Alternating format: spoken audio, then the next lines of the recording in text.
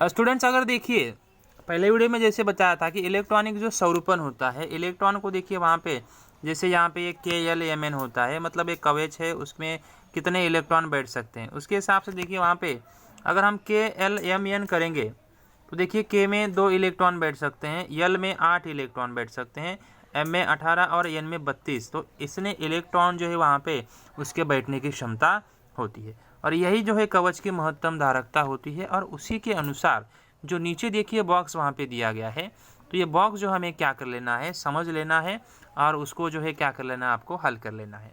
ठीक है, तो देखिए जैसे वहाँ पे परमाणु में इलेक्ट्रॉन संख्या देखिए एक ही है, तो यहाँ पे देखिए पहले में एक ही आएगा, तो संख्या में इलेक्ट्रॉन स्वरूपन एक ही रहेगा। हीलियम देखिए 2 है तो पहले में 2 ही रहेगा, और इलेक्ट्रॉन स्वरूपन में 2 ही रहेगा। लिथियम में देखिए 3 है तो पहले में 2 रहेगा, क्योंकि पहले की क्षमता 2 ही है। ऊपर देखना है, देखिए यहाँ पे पहले में 2 लिखा है, दूसरे में 8 बैठ सकते हैं। मान लो यहाँ पे 2 है तो 2 ही बैठना चाहिए, 8 है तो 8 ही बैठना चाहिए। अभी इसके हिसाब से वो डिपेंड करेगा। अब यहाँ पे 3 है तो पहले में 2 है तो 2 ही बैठेगा ना। अब इसमें 8 है तो यहाँ पे 8 नहीं बैठेगा, क्योंकि ये जो 3 है ना, ये दोनों मिला के आंसर उतना ही आना चाहिए। समझ में आ रहा है मैं क्या बोल रहा हूँ। अब जैसे कि यहाँ पे 6 है तो यहाँ पे पहले में देखिए 2 ही आएगा, क्योंकि उसकी क्षमता 2 ही है। तो 2 को आपको 4 से मतलब 6 से घटा देना है, तो बचा हुआ सामने लिख देना है। तो बचा हुआ कितना, 4। 7 है तो यहाँ पे देखिए कितना आएगा, 2 और 5, 2 और 6, 2 और 7, 2 और 8। तो इस हिसाब से वहाँ पे क्या हो सकता है, उसका इलेक्ट्रॉनिक स्वरूपन जो है कवच में इलेक्ट्रॉन वितरण आप वहाँ पे अच्छे से कर सकते हैं। एक बार समझ में आ गया तो तुरंत आपको समझ में आएगा। और यहाँ पे जो अलग अलग बॉक्स में कवचों की संख्या आती है, उसी को आपको आगे लिख देना होता है, जिसे ही क्या कहा जाता है, इलेक्ट्रॉन स्वरूपन। मतलब जो परमाणु क्रमांक यहाँ पे दिखाई दे रहे हैं आपको, ये 18, 35 तक, इसी को आपको इसी क्षमता के अनुसार, पहले में 2, दूसरे में 8, तीसरे में 18 और चौथे में 32, इसी क्रम के अनुसार आपको उसमें क्या कर देने हैं, बांट देने हैं और लिख देने हैं। तो ऐसा आपको उसमें करना रहेगा। फिर उसके बाद में देखिए संयोजकता और इलेक्ट्रॉनिक स्वरूपन कि संयोजकता अर्थात एक परमाणु द्वारा बनाए गए रासायनिक बंधों की संख्या। ये देखिए हमने पिछले पार्ट में पढ़ा था। हमने यह भी देखा कि सामान्यतः तत्वों की संयोजकता उसके विविध यौगिकों में स्थिर होती है। जैसे देखिए वहाँ पे उदाहरण के लिए यहाँ इलेक्ट्रॉन स्वरूपन का देखिए रेखाटन वहाँ पे किया गया। जैसे हीलियम के लिए देखो 2 इलेक्ट्रॉन, 1 हाइड्रोजन के लिए 1, कार्बन के लिए देखो 6 इलेक्ट्रॉन, 1 2 3 4 5 6। तो सोडियम के लिए वहाँ पे 11, नियॉन के लिए 10। तो इस हिसाब से वहाँ पे इनका एक इलेक्ट्रॉन स्वरूपन का रेखांकन। तो ये ऐसा इस तरह से बूंदी के लड्डू की तरह देखिए ऐसी रचना होती है तत्वों की, ऐसी तत्व की रचना बनानी होती है, और उसमें जितने इलेक्ट्रॉनिक स्वरूपन होते हैं उतनी कक्षा बनानी पड़ती है, और इस तरह से डॉट डॉट डॉट वहाँ पे आपको बनाना पड़ेगा। तो इस तरह से आकृति आपको बनाना पड़ता है।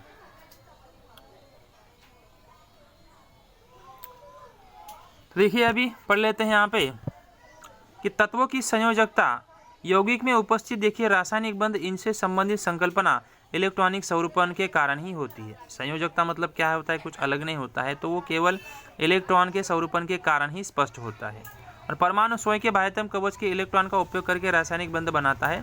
परमाणु की संयोजकता उसके बाह्यतम कवच के इलेक्ट्रॉन स्वरूपन के आधार पर निर्धारित होती है, इसलिए बाह्यतम कवच को संयोजकता कवच कहा जाता है, और बाह्यतम कवच के इलेक्ट्रॉन संयोजकता इलेक्ट्रॉन्स कहलाते हैं। मतलब जो सबसे लास्ट में कक्षा जब आप बनाते हो उसमें जो भी इलेक्ट्रॉन रहता है तो वो उसकी मतलब संयोजकता होती है। लेकिन होता क्या है कि अगर लास्ट वाले कक्षा में 1 2 3 4 इसमें से यदि कोई एक नंबर है तो आप वही एज इट इज़ लिखेंगे, 1 2 3 4 इसमें से कोई भी नंबर, ठीक है।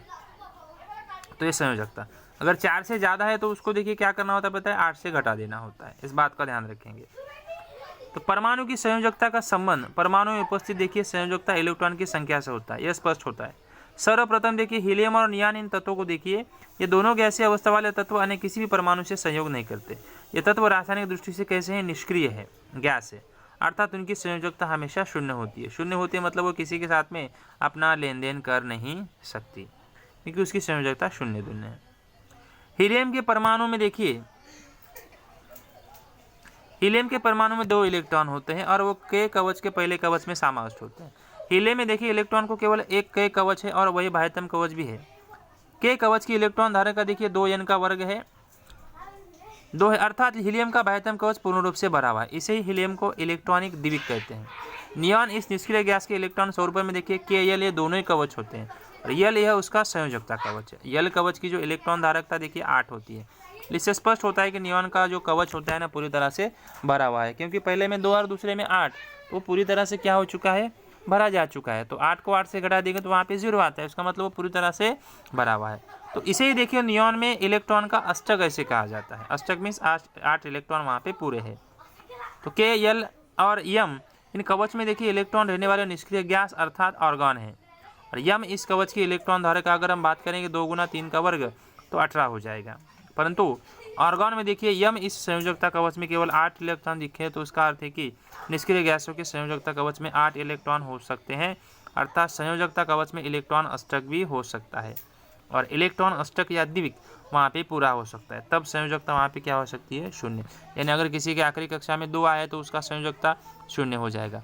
वैसे मतलब होता है बाकी अन्य के साथ में।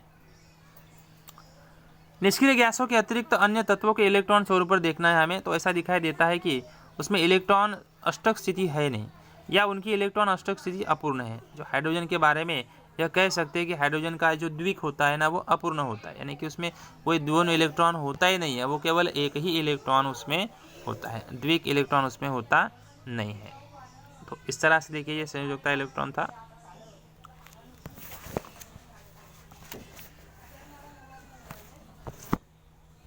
देखिए निष्क्रिय गैस के अलावा अन्य सभी तत्वों को परमाणु में अन्य परमाणु के साथ संयोग करने की प्रवृत्ति होती है, अर्थात उनकी संयोजकता 0 नहीं हो सकती है। हाइड्रोजन के संयोग से बनने वाले अणुसूत्र से, जैसे उदाहरण के लिए H2 और HCl, हाइड्रोजन की समवस्था 1 होती है, यह तुमने देखा ही है। हाइड्रोजन के इलेक्ट्रॉन स्वरूपण से यह दिखाई देता है कि हाइड्रोजन में केवल 1 इलेक्ट्रॉन के इस कवच में होता है, अर्थात हाइड्रोजन में पूर्ण द्विक स्थिति अपेक्षा 1 इलेक्ट्रॉन कम है। तो जो हाइड्रोजन होता है ना, हाइड्रोजन में केवल 1 इलेक्ट्रॉन होता है, लेकिन वो क्या हो जाता है कि किसी के साथ में अभिक्रिया नहीं करता है, इसकी वजह से वहाँ पे उसकी जो कक्षा है अधूरी रहती है। लेकिन अगर उसको द्विक बनाना है, 2 इलेक्ट्रॉन लेना है, तो केवल उसकी 1 इलेक्ट्रॉन की ही ज़रूरत होती है, यानी कि उसकी अपेक्षा 1 कम होता है। यह एक संख्या हाइड्रोजन की संयोजकता से मिलता है, और सोडियम 281 की स्वरूपण से पता चल सकता है कि सोडियम की संयोजकता कवच में 1 इलेक्ट्रॉन है, और NaCl NaH ऐसे अणुसूत्रों से पता चल सकता है, और इसीलिए सोडियम की संयोजकता 1 है। इसका अर्थ यह है कि तत्वों की संयोजकता और उनके संयोजकता कवच की इलेक्ट्रॉन संख्या में कुछ ना कुछ संबंध होता है। इस बात को आपको ध्यान में रखना है। तो आप लोग ये बात भूल चुके हो। अब यहाँ पे देखना है, देखिए ये बॉक्सेस है, तत्व की संयोजकता इलेक्ट्रॉन स्वरूपन, तत्व की संयोजकता इलेक्ट्रॉन संख्या 8 गुना x।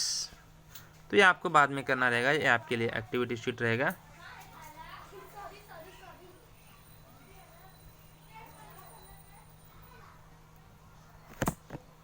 तो इसमें भी देखिए आपको कुछ तालिका देखिए वहाँ पे दिए गए, थोड़ा सोचिए तालिका, ये तो एग्जाम में नहीं है, कट है। तो अभी देखिए समस्थानिक, अगला जो टॉपिक है हमारा देखिए समस्थानिक। कि समस्थानिक होता क्या है, ठीक है। तो समस्थानिक होता क्या है, देखिए उसमें स्पष्ट रूप से बताया गया है कि जो समस्थानिक है कि तत्व का देखिए परमाणु क्रमांक या तत्व का मूलभूत गुणधर्म होता है, और उसकी रासायनिक पहचान भी वही होती है। प्रकृति में कुछ तत्वों में देखिए परमाणु क्रमांक समान, परंतु परमाणु द्रव्यमानांक भिन्न होते हैं। तो एक ही तत्व के ऐसे भिन्न परमाणु द्रव्यमानांक वाले परमाणु को समस्थानिक कहा जाता है। कहा क्या गया है, समस्थानिक मतलब जिसका परमाणु क्रमांक समान होता है लेकिन द्रव्यमान भिन्न होता है। वो कैसे, देखिए जैसे कार्बन देखिए वहाँ पे 12 है, और कार्बन 13 और कार्बन 14 है। तो कार्बन 12 13 14 है, भले ही 14 12 13 है, लेकिन उसका कार्बन का जो परमाणु क्रमांक 6 ही होता है, यानी कि परमाणु क्रमांक तीनों का समान है, लेकिन द्रव्यमान देखिए यहाँ पे अलग आ चुका है। इसलिए तो ये समस्थानों की प्रोटॉन संख्या समान, परंतु न्यूट्रॉन की संख्या क्या होती है, भिन्न होती है, क्योंकि प्रोटॉन, परमाणु क्रमांक और इलेक्ट्रॉन ये तीनों की संख्या हमेशा समान होती है। तो जो चेंज होता है वो केवल क्या होता है, न्यूट्रॉन्स होता है। उसकी वजह से ये द्रव्यमानांक भिन्न वहाँ पे पाया जाता है। जैसे देखिए वहाँ पे बताया गया है कि 6 6 6, अगर यहाँ पे हम बात करेंगे तो 12 है, तो देखिए 6 में से 6 घटा देना है, मतलब जोड़ देना है, 6 से 7 जोड़ देना है, 8 से 6 जोड़ देना है। तो इसकी ऐसी इलेक्ट्रॉन की संख्या वहाँ पे आपको देखने को मिल सकती है, यानी कि कार्बन 12 13 14 परमाणु द्रव्यमानांक है, और ये प्रोटॉन की संख्या या परमाणु क्रमांक 6 6 6। तो इस तरह से उसमें बदलाव होता हुआ आपको दिखाई दे सकता है। ये समस्थानिक का तालिका पूरा करना है, ये तो है नहीं आपको प्रैक्टिकल में, ये भी अलग जानकारी है, आपको एग्जाम में नहीं है, ठीक है। देखिए परमाणु भट्टी, जिसमें देखिए न्यूक्लियर रिएक्टर करते हैं। तो देखिए परमाणु भट्टी जो है ना, परमाणु भट्टी से हम देखिए ऊर्जा का निर्माण कर सकते हैं, जो हमारे इधर चेंबूर में है। मतलब जो लाइट वगैरह आती है ना हमारे घर में, तो ये मतलब इससे परमाणु भट्टी से ही देखिए आती है। तो देखिए परमाणु ऊर्जा के उपयोग में बड़े पैमाने पर विद्युत निर्मित करने वाले संयंत्रों को परमाणु भट्टी कहा जाता है। परमाणु भट्टी में देखिए परमाणु ईंधन पर नाभिकीय अभिक्रिया करके परमाणु की नाभिकीय ऊर्जा मुक्त किया जाता है। संबंधित नाभिकीय अभिक्रिया समझने के लिए देखो यूरेनियम 235 इस परमाणु ईंधन का उदाहरण लेंगे। तो देखिए इसमें एक तत्व होता है, 119 में एक तत्व है यूरेनियम, तो बहुत ही डेंजरस होता है। और इसी ईंधन के कारण देखिए वहाँ पे क्या होता है कि जो मतलब विद्युत ऊर्जा का निर्माण होता है। धीमी गति से देखिए न्यूट्रॉन आघात करके 235 इस समस्थानिक के नाभिक का विखंडन होकर वहाँ पे देखिए क्रिप्टॉन 92 तथा बेरियम 141 इन भिन्न तत्वों को नाभिक से 2 से 3 न्यूट्रॉन का निर्माण हो जाता है। मतलब 235 के ऊपर देखिए विखंडन प्रक्रिया होती है ना, उसमें क्रिप्टॉन एक निकलता है तत्व, दूसरा एक निकलता है बेरियम। तो ये ऐसे दोनों तत्व वहाँ से निकल के वहाँ पे परमाणु विखंडन की प्रक्रिया पूर्ण होती है। इन न्यूट्रॉनों की गति कम करने पर देखिए वहाँ पे यूरेनियम 235 के नाभिकीय खंडों का विखंडन करते हैं और इस प्रकार से नाभिकीय विखंडन श्रृंखला करके जिसमें से नाभिक से बड़े पैमाने के नाभिकीय ऊर्जा निर्माण कर सकते हैं। और संभावित विस्फोट टालने के लिए वहाँ पे श्रृंखला अभिक्रिया भी नियंत्रित करते हैं। तो उसमें देखिए मतलब जो भी संख्या वहाँ पे ली जाती है, न्यूट्रॉन का वेग मतलब कम ज़्यादा करने के लिए वहाँ पे लिया जाता है। यहाँ पे देखिए यह यूरेनियम, देखो यूरेनियम से वहाँ पे ऐसे देखिए 3 इलेक्ट्रॉन्स जो है वहाँ पे देखिए 3 मतलब ये जो विखंडन की प्रक्रिया हो रही है एक तत्व से, मतलब देखिए 3 जन का वहाँ पे निर्माण हो रहा है। और ये सब निर्माण होने की वजह से वहाँ पे देखिए अधिक मात्रा में ऊर्जा वहाँ पे उत्सर्जित होती है। तो ये देखिए परमाणु भाभा अनुसंधान केंद्र जो है चेंबूर में हमारे मुंबई में है। तो इसमें ऐसे तत्वों के ऊपर अलग अलग तत्वों के ऊपर मतलब प्रक्रिया करके वहाँ पे लाइट निर्माण करने का कोशिश किया जाता है, जो चेंबूर में है।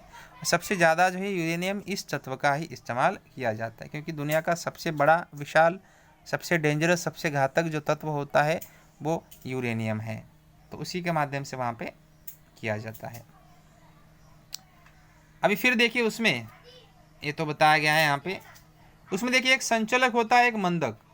तो न्यूट्रॉन की गति को कम करने के लिए देखो ग्रेफाइट या भारी जल का संचलक या मंदक के रूप में उपयोग किया जाता है। अगर न्यूट्रॉन की गति ज़्यादा है ना तो उसको कम करने के लिए ग्रेफाइट या भारी जल का संचलक का इस्तेमाल किया जाता है। नियंत्रक देखिए न्यूट्रॉनों को अवशोषित करके उनकी संख्या कम करने के लिए देखो बोरॉन, कैडमियम, बेरिलियम आदि की छड़ों का नियंत्रण के रूप में वहाँ पे उपयोग किया जाता है जब परमाणु भट्टी चलती है। और विखंडन प्रक्रिया में निर्माण होने वाली ऊष्मा पानी का शीतक के रूप में उपयोग करके अलग अलग कर सकते हैं और उस ऊष्मा से पानी की भाप बनाकर उस भाप की सहायता से टरबाइन चलाए जाते हैं और विद्युत का निर्माण वहाँ पे किया जाता है। तो इस तरह से ये नियंत्रक के रूप में वहाँ पे ये कार्य चलता रहता है, जो एक संचालक होता है दूसरा नियंत्रक होता है।